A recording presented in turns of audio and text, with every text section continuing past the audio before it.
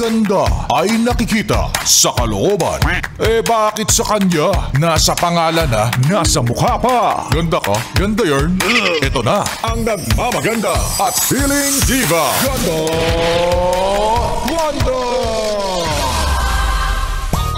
Taray naman, ikaw daw ang pahinga niya.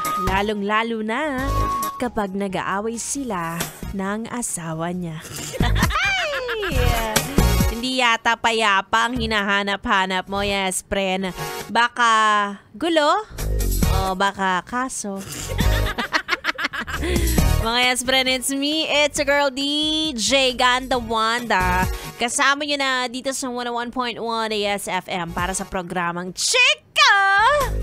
Chika ni Wanda. At ang chika sa akin, yes, friend, nag-aala jumper ka na naman daw at nakikipagrelasyon ka na naman daw sa asawa ng iba. Oo. Alam mo, kalat na be. Yung mukha mo nasa mga GC na naman ng mga marites. Wag mo nang ikaila. Alam na nila, nakabit ka ng boss mo. Hala! Kaya naman pala pagkabilis-bilis ng promotion, may kasamang emotion. Ay naku, ginamitan na naman tayo ng face card. Grabe no, alam nyo, akala ko dati sa teleserye lang nangyayari yung mga ganito. Madalas niyan yung boss, tapos may secret affair siya sa kanyang secretary.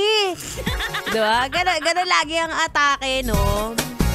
Pero wag kang papayag sa ganyang setup na ko kapag nagkahulihan. Alam niyo yung mga asawa pa namang babae, mabilis makaramdam yan. Girlfriend pa nga lang sila. Ang bilis-bilis na nila makaramdam. Paano pa kaya pag asawa na sila, diba? Nakakalok.